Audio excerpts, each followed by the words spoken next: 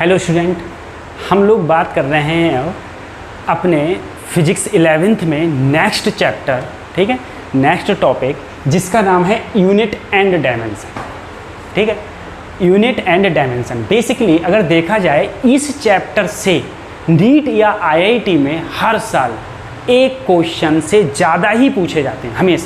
हमेशा ऐसा तो हर साल हुआ है कि यूनिट एंड डायमेंशन से नीट की बात कर रहा हूँ, मोर देन 2 क्वेश्चंस होते ही होते हैं। ठीक है, अभी इसमें एरर भी आएगा, एक क्वेश्चन एरर से पूछा जाता है, एक क्वेश्चन डायमेंशन से पूछा जाता है। ठीक है, तो ये सब चीज़ें हैं, इनसे क्वेश्चन पूछे जाते हैं। तो सबसे पहले जो चैप्टर का नाम है यूनिट एंड डायमेंशन।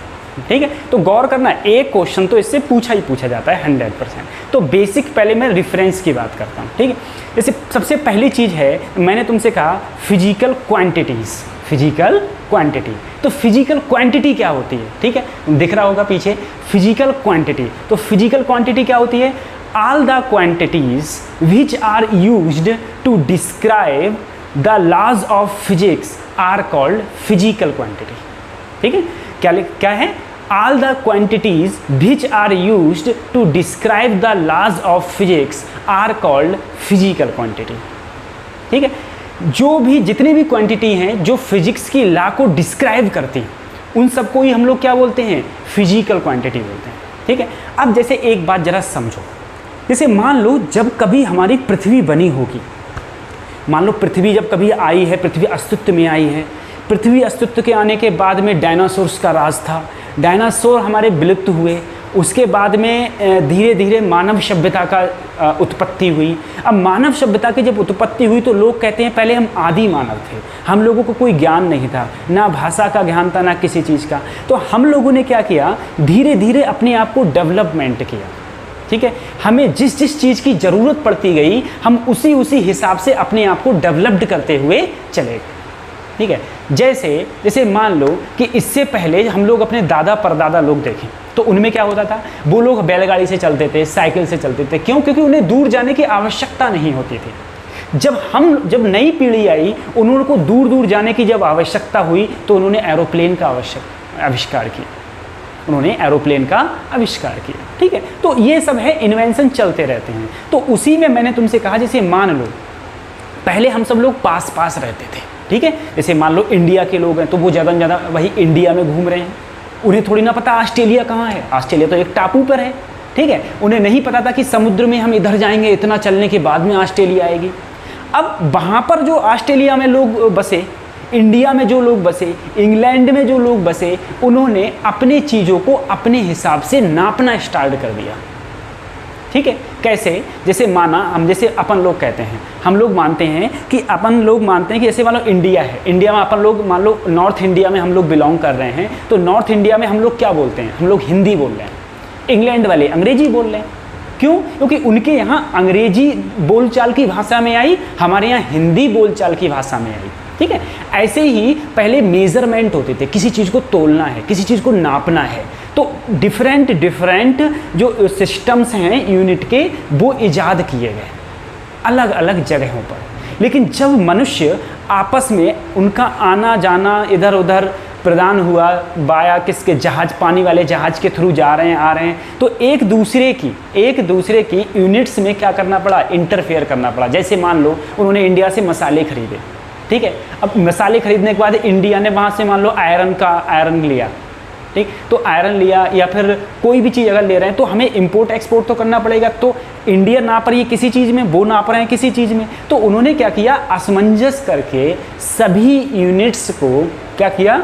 वेरीफाई किया और सबको एक बराबर वस्तु के बराबर ला दिया। जैसे 1 मीटर 1 सेंटीमीटर के बराबर होता है, 1 मीटर 1 सेंटीमीटर के बराबर होता है। ऐसी पाउंड की बात आई तो पाउंड किसके बराबर होता है? 0.53 किलोग्राम।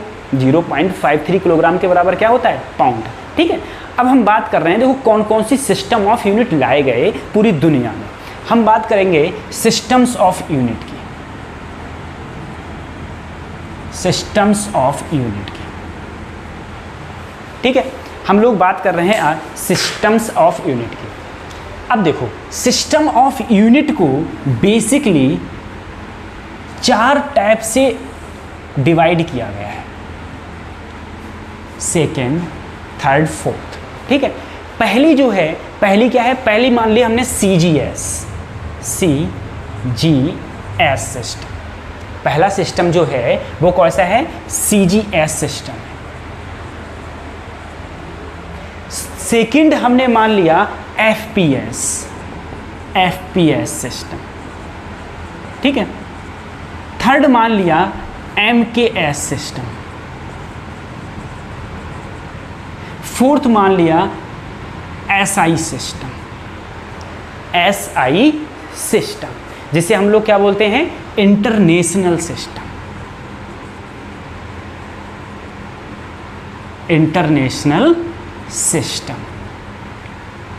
अब देखो इसमें क्या होता है, जैसे मान लो लेंथ को, इसमें अलग अलग मेजरमेंट हैं। जैसे मैंने कहा लेंथ के बाद आया मेरा मास के बाद आया मेरा टाइम। ठीक है, तो इसमें लेंथ को CGS है, तो इसको किस में मानेंगे हम लोग, सेंटीमीटर में। C मतलब सेंटीमीटर में, तो इसमें हम लोग मानते हैं सेंटीमीटर में। मास को हम लोग किस में लेते हैं बच्चों, ग्राम में। देखो G से ग्राम। टाइम हमारा किस में रहता है, टाइम हमारा सेकंड में ही रहता है। टाइम हमारा किस में रहता है, सेकंड में। ठीक है, टाइम हमारा किस में रहेगा, सेकंड में ही रहेगा। ठीक है, अब देखो इसके बाद में जब मैं FPS पे आऊँ, FPS में लेंथ को किस में मेजर करते हैं हम लोग, फुट में। मास को किस में मेजर करते हैं, P से पाउंड में। S से क्या रहेगा, S से तुम्हारा सेकंड ही रहेगा। ठीक है, MKS में लेंथ को हम लोग मेजर करते हैं मीटर से, K को किससे मेजर करते हैं, किलोग्राम से, S को किससे मेजर करते हैं, वो हम करते हैं सेकंड से। किसको मेजर करते हैं, सेकंड से मेजर करते हैं। ठीक है, अब देखो, अब उसके बाद में हमारी नेक्स्ट जो आई, नेक्स्ट क्या है, इंटरनेशनल सिस्टम। ये क्या है, ये बेसिकली चेंज ओवर MKS का है।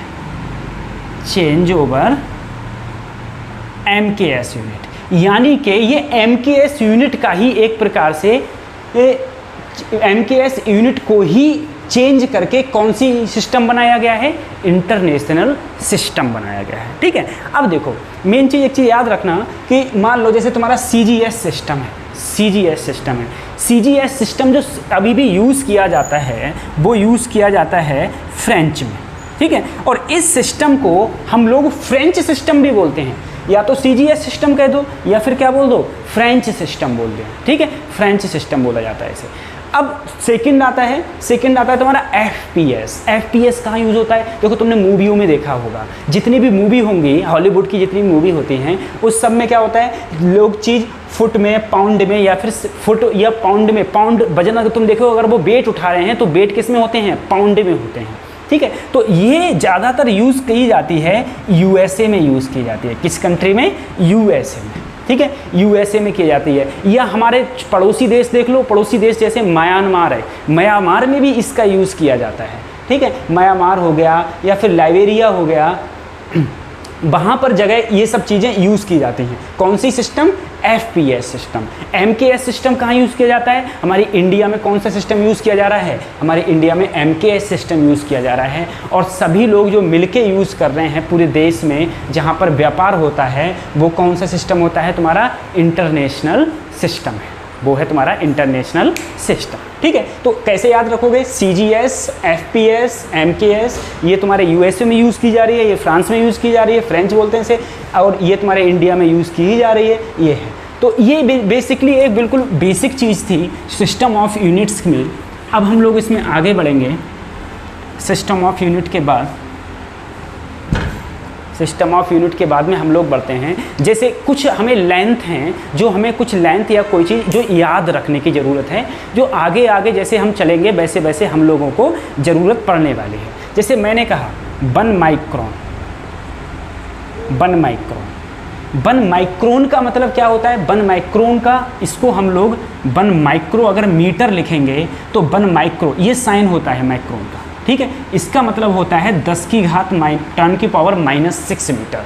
1 माइक्रोन, 1 माइक्रोन, ये क्या हो गया, इसका साइन होता है माइक्रोन का, तो 10⁻⁻⁶ मीटर होता है। उसके बाद में 1 नैनोमीटर, 1 नैनोमीटर, नैनोमीटर को nm से डिनोट करते हैं, इसका मतलब 10⁻⁻⁹ होता है, 10⁻⁹ होता है। ठीक है, अगला है एंगस्ट्रॉम, 1 एंगस्ट्रॉम। एंगस्ट्रॉम देखो साइन ऐसे होता है, इसका मतलब होता है 10⁻⁻10 मीटर, 10⁻⁻10 मीटर। ठीक है, नेक्स्ट है 1 फर्मी। इसको हम लोग बहुत भूल जाते हैं बेसिकली, लेकिन याद रखना बहुत ज़रूरी है। 1 फर्मी, इसको हम लोग 1 FM भी बोलते हैं, और ये होता है 10⁻⁻15 मीटर। कितना होगा, 10⁻⁻15 मीटर। अच्छा, उसके बाद में कभी कभी 1 पाउंड। ठीक है, अब देखो पाउंड में क्या होता है, मैंने सोचा जरा पाउंड में, आज तक कोई चीज़ पाउंड में खरीदे हो? हाँ, पहले जो अभी केक आते थे ना हम लोगों के केक, वो क्या है, वो पाउंड में होते हैं आज भी। ये हम लोग जो ऊन खरीदने जाते हैं ना घर पे देखो, अगर मम्मी या सिस्टर्स लोग जब कभी कुछ ऊन खरीदने जाती हैं तो वो किस में होती है, वो पाउंड में होती है। ठीक है, और 1 पाउंड में, ठीक है, और 1 पाउंड किसके बराबर होता है, 0.453 किलोग्राम के, 0.453 किलोग्राम के। ठीक है, या फिर 453 ग्राम, या फिर इसे क्या बोल दें, 453 ग्राम में, ये ग्राम में होते हैं। ठीक है, तो ये सब चीज़ें हम लोगों को पता होनी चाहिए। ठीक, चलो अब हम लोग अगले बढ़ते हैं इसी में ही। ये हमारी यूनिट्स हो गई, ये यूनिट्स हम लोगों को पता होना चाहिए था। ठीक है, अब हम लोग इसमें आगे बढ़ते हैं। हम लोग बात करेंगे क्वांटिटीज़ की, हम लोग बात करेंगे क्वांटिटीज़ की। ठीक है, अब हम लोग बात कर रहे हैं यहाँ पर क्वांटिटीज़ की।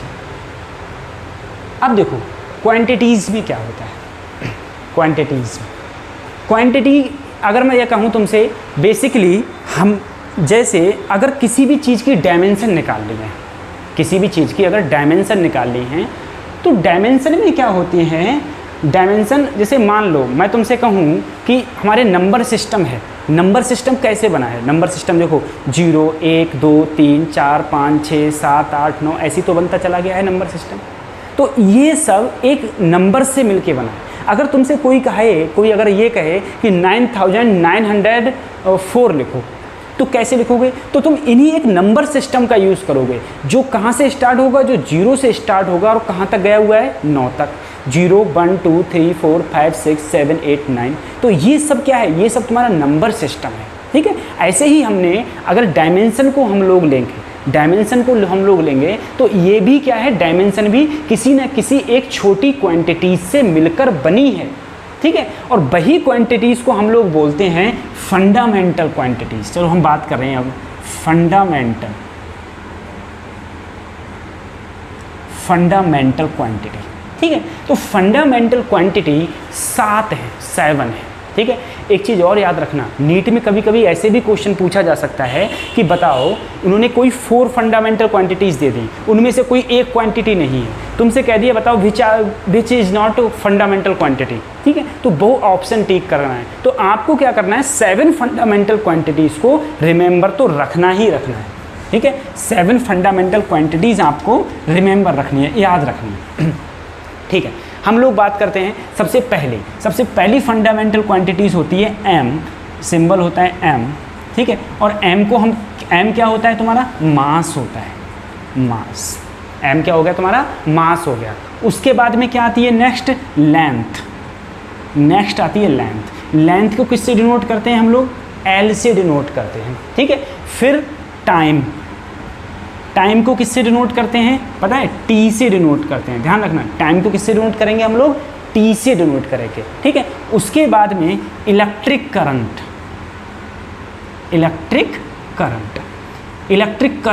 इलेक्ट्रिक करंट को हम लोग एम्पियर यूनिट होती है और किससे डिनोट करते हैं, a से डिनोट करते हैं। ठीक है, उसके बाद में आता है टेम्परेचर। टेम्परेचर को देखो कुछ बुक्स में टेम्परेचर को K से डिनोट किया हुआ है, कुछ बुक्स में टेम्परेचर को ही थीटा से भी डिनोट किया है, ठीक है। तो मैंने यहाँ के भी लिख दिया और क्या लिख दिया, थीटा भी लिख दिया, ठीक। उसके बाद में बात करते हैं इंटेंसिटी की। इंटेंसिटी को किससे डिनोट करते हैं, कैंडेला, जिसे हम लोग CD से डिनोट करते हैं, कैंडेला से डिनोट करते हैं, ठीक है। अगला है amount of substance. Amount of substance, अगर हम लोग अमाउंट ऑफ सब्सटेंस की बात करें तो अमाउंट ऑफ सब्सटेंस को किससे डिनोट करते हैं हम लोग, मोल से डिनोट करते हैं, ठीक है। तो देखो ये कितनी हो गई, ये 7 हो गई। 1 2 3 4 5 6 7, ये 7 क्या हैं, ये 7 फंडामेंटल क्वांटिटीज़ हैं। जितनी भी डायमेंशन बनी हैं वो इन 7 से ही मिलके बनी हैं। जितनी भी डायमेंशंस बनी हैं वो सब इन 7 से ही मिलके बनी हैं, ठीक है। अब हम लोग, मैं कुछ डायमेंशन की बात करता हूँ। देखो डायमेंशन तुम्हें तभी पता होगी जब तुम्हें फार्मूला पता होगा, ठीक है। जैसे मान लो हमने अगर 10th तक साइंस पढ़ी है तो 10th तक साइंस है ही कितनी सी, छोटी सी साइंस है 10th तक। 10th तक बहुत छोटी सी साइंस है, ठीक है। कुछ गिने चुने चैप्टर्स हैं और फिजिक्स में तो बिल्कुल ही ख़त्म है। हमारी जो मेन साइंस स्टार्ट होती है वो 11th क्लास से स्टार्ट होती है। अब इसमें इतने सारे फार्मूलाज होते हैं और हर फार्मूला की, हर डेफिनेशन की अलग डायमेंशन होती है। तो आप डायमेंशन तभी निकाल सकते हैं, ये बात मेरी गांठ बांध लो, आप डायमेंशन तभी निकाल सकते हैं जब आपको फार्मूला आता है। अगर आपको फार्मूला नहीं आता आप डायमेंशन निकाल ही नहीं सकते, ठीक है। याद कर नहीं सकते, अरे इतनी सारी डायमेंशन है कैसे याद कर लोगे, सवाल ही पैदा नहीं होता, ठीक है। तो याद डायमेंशन कर नहीं सकते। अगर कोई बच्चा रटने की कोशिश कर रहा है डायमेंशन को, बिल्कुल मत रटो।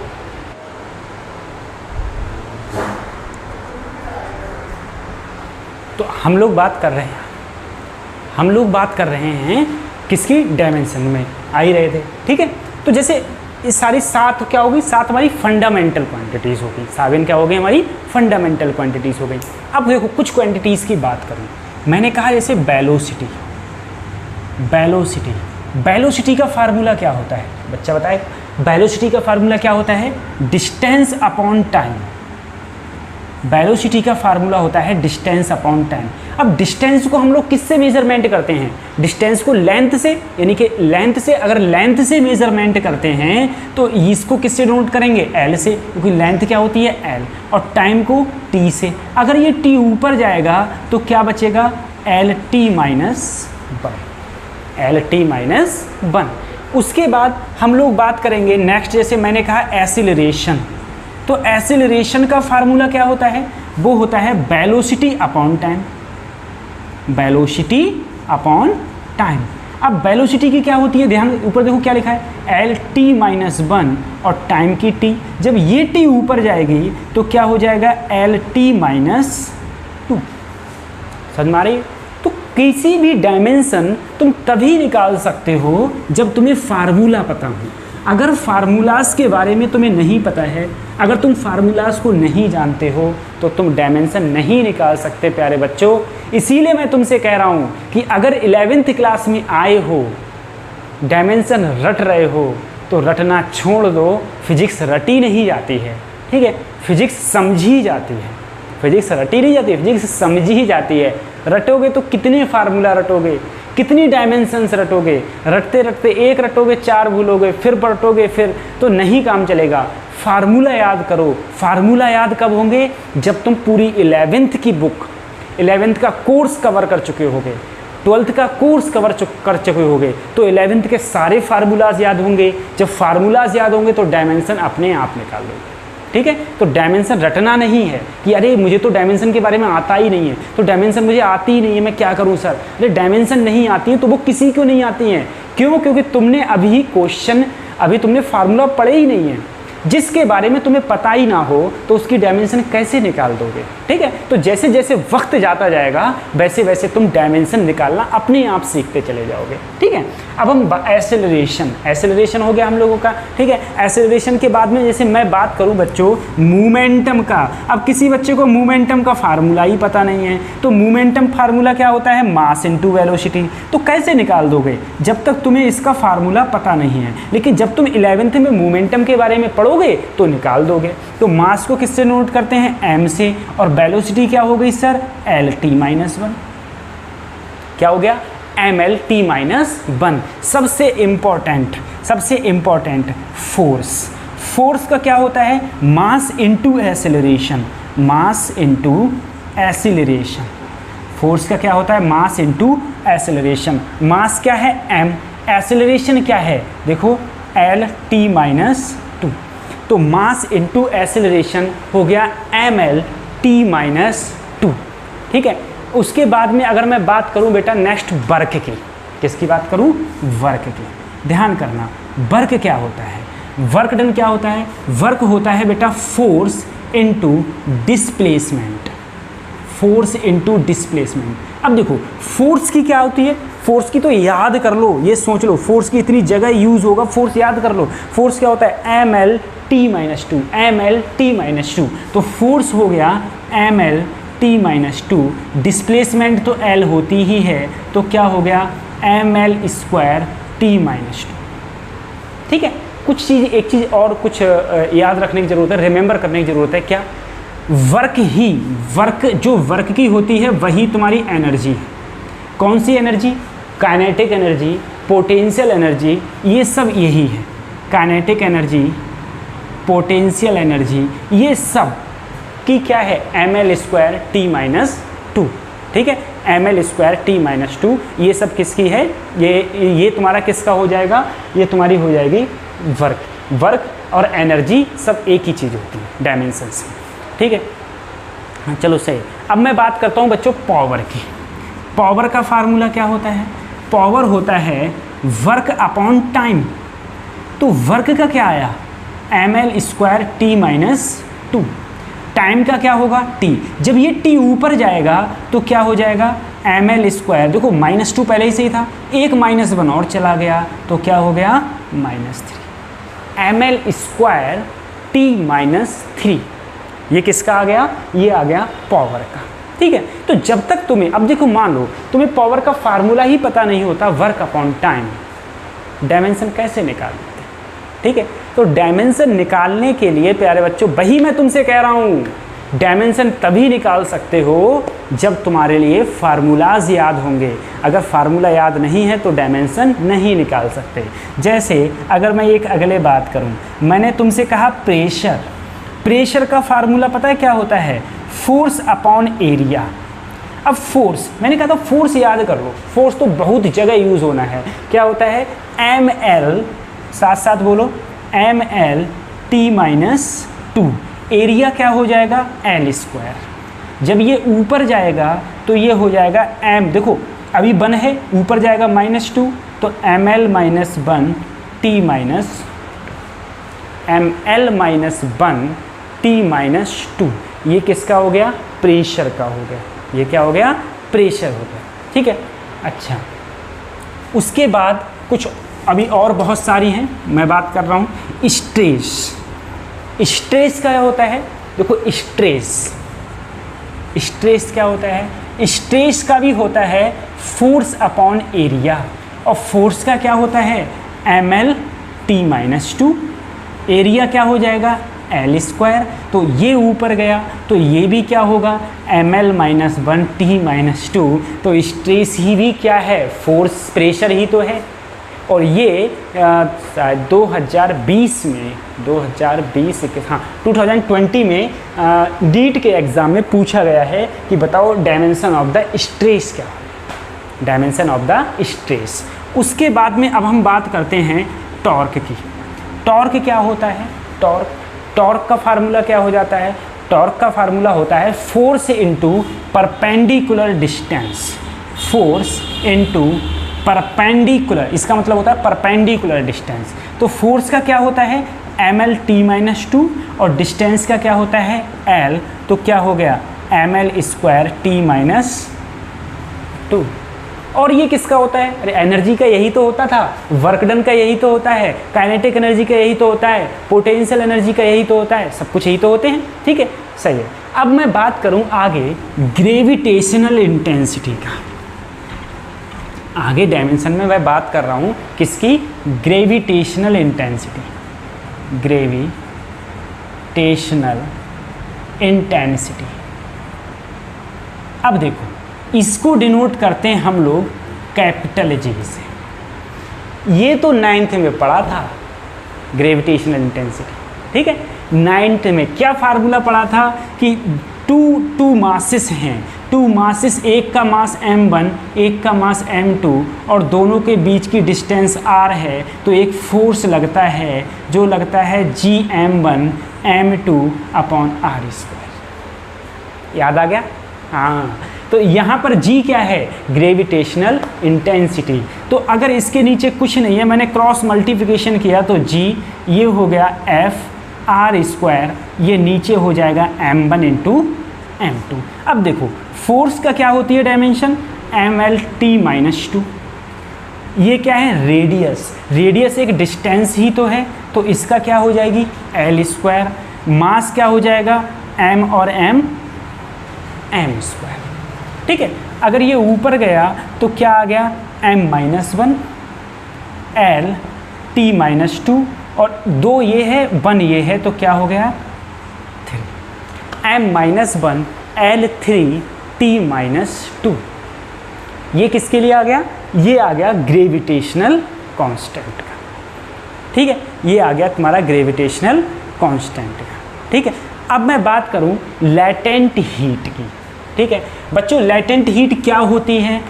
लैटेंट हीट क्या होती है, क्या नहीं होती है, ये सब तुम्हें, अब तुम कहोगे सर लैटेंट हीट के बारे में तो मुझे पता ही नहीं है, लैटेंट हीट क्या होती है, तो ये सब तुम्हें तभी पता चलेगा अच्छे से एक्सप्लेन। मैं अभी एक्सप्लेन इतने अच्छे से नहीं कर सकता हर एक फार्मूलाज को। जैसे जैसे तुम बढ़ते जाओगे थर्मोडायनेमिक्स, जब तुम पढ़ोगे तुम्हें लैटेंट हीट के बारे में प्रॉपर तरीके से पता होगा, इसके क्वेश्चंस आते होंगे, इसकी वैल्यूज आती होगी।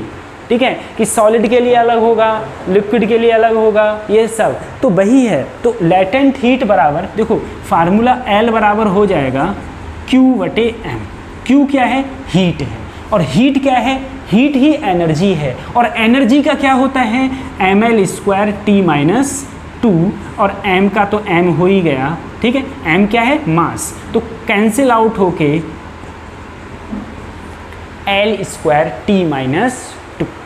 l²T-2। ठीक है, अब उसके बाद में बहुत सारी क्वांटिटीज़ आएंगी। मैंने कहा बहुत सारी क्वांटिटीज़ हैं, तभी याद होंगी जब आप धीरे धीरे धीरे धीरे आगे बढ़ते चले जाओगे, यानी कि आगे बढ़ते चले जाओगे तभी पता चलेगा।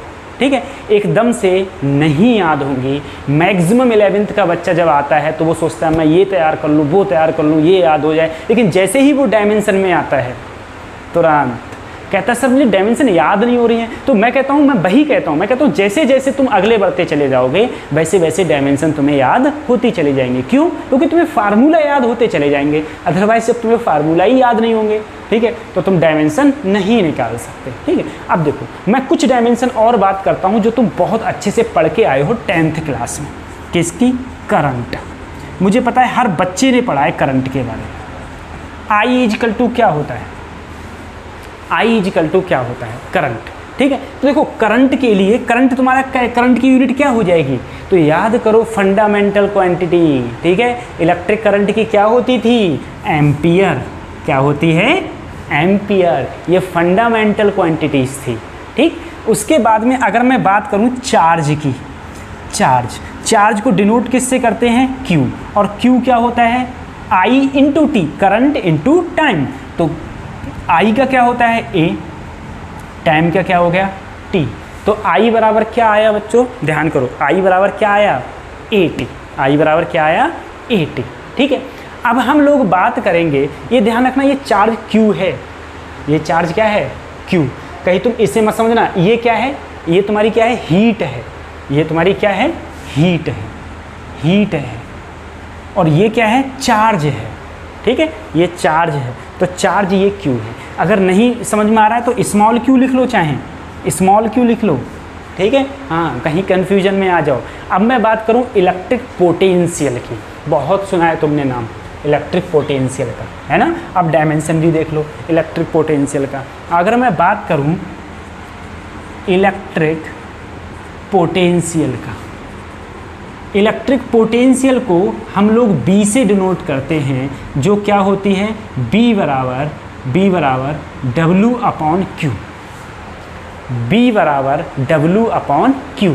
अब W work done per unit charge, work done per unit charge. तो वर्क डन का क्या होता है, वर्क डन का क्या होता है, ध्यान करो, ml² T-2, और चार्ज का क्या आया AT। चाहे अगर तुम इस चार्ज से टेंशन में हो तो ये वाला ले लो, अरे चार्ज ही तो है, ठीक है, तो ये हो गया। अब देखो अगर ये T ऊपर जाएगा तो ml² A-1 T-3, ये किसका आया, ये किसका आया, इलेक्ट्रिक पोटेंशियल का है।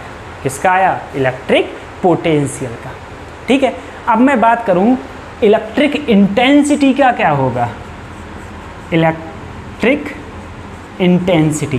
तो मैंने तुमसे बच्चों 100 बार कहा है इस चैप्टर में, जब तक तुम फार्मूला याद नहीं करोगे तुम्हें डायमेंशन नहीं याद होने वाले। अब मान लो तुम्हें ये पता ही नहीं है इलेक्ट्रिक इंटेंसिटी का फार्मूला F/Q होता है, डायमेंशन कैसे निकाल दोगे, है ना। तो फोर्स का क्या हो जाएगा, जल्दी बताओ, mL/T-2, और Q क्या है, चार्ज है, चार्ज का क्या होता है AT। जब ये ऊपर जाएगा तो mL A-1 T-3, यही तो आएगा, ये आ गया, ठीक है। अच्छा, उसके बाद में अगर मैं बात करूं बेटा कैपेसिटर की, किसकी बात करूं, कैपेसिटर, ठीक है। अब बच्चे तुम 11th में जो बच्चे हो वो कहेंगे सर हमने कैपेसिटर को जानते ही नहीं है क्या होता है, ठीक है। तो आगे बढ़ो, सब जानोगे कैपेसिटर क्या होता है। कैपेसिटर C से डिनोट करते हैं, और C = होता है Q/B। C = क्या होता है, Q/B, ध्यान रखना। और बच्चों पता है Q ऐसे ही B बराबर होता है W/Q, तो ये Q कहाँ जाएगा, ऊपर, तो Q²/W। अब देखो Q का क्या होता है A×T का होल स्क्वायर, और W का क्या होता है, याद करो क्या होता है, mL² T-2। W का क्या होगा, mL² T-2, यही तो होगा। अब इसको जब ऊपर ले जाओगे तो m-1 L-2, A तो प्लस का ही है, -2 और 2 जब ऊपर जाएंगे तो T⁴। ये किसका आया, कैपेसिटर का, किसका आया, कैपेसिटर, ठीक है।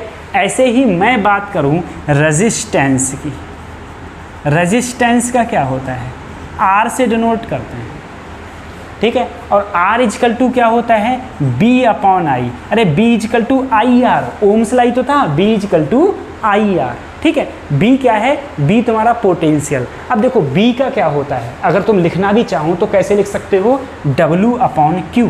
B को लिख सकते हो W/Q, यानी कि work done per unit charge, और I ये क्या है, करंट I का क्या होता है, I तो तुम्हारा A ही होता है, I चाहे I रहने दो। तो अगर इसे लिखेंगे तो W/QI ऐसी तो लिखेंगे, ठीक है। अब देखो वर्क डन का क्या होता है, mL² T-2, और Q चार्ज, Q क्या है, चार्ज। चार्ज का क्या होता है, जल्दी बताओ, चार्ज का क्या हो जाएगा, चार्ज का क्या हो जाएगा, पहले इसे देखो, ठीक है। तो चार्ज का क्या होता है AT, और I का क्या होगा A, ठीक है। तो अगर A क्या हो गया, A², तो अगर ये ऊपर जाएगा m A⁻², A² और ऊपर गया तो A⁻², L², यहाँ पर 1 है, जब ये ऊपर जाएगा तो T⁻3, ठीक है। और बहुत सारी है, लेकिन ये डायमेंशन तुम्हें तभी तैयार हो सकती हैं जब तुम्हें फार्मूलाज याद होंगे। तो मेरे 11th के बच्चों, जो भी 11th में अभी आए हैं, नए नए स्टूडेंट हैं, वो ज़रा ध्यान दें। अगर तुम्हें डायमेंशन में प्रॉब्लम होती है वो इसीलिए हो रही है क्योंकि तुम्हें फार्मूला के बारे में नहीं पता है। तुम्हें फार्मूला याद नहीं है। जैसे जैसे तुम्हें फार्मूला याद होते चले जाएंगे वैसे वैसे डायमेंशन में तुम्हें दिक्कत नहीं होगी। डायमेंशन से एक क्वेश्चन हर साल पूछा जाता है नीट के एंट्रेंस एग्जाम। ठीक है, चलो ठीक है, अब मिलेंगे हम नेक्स्ट अगले वीडियो में नेक्स्ट टॉपिक लेके इसी में ही। ठीक है, ओके, थैंक यू।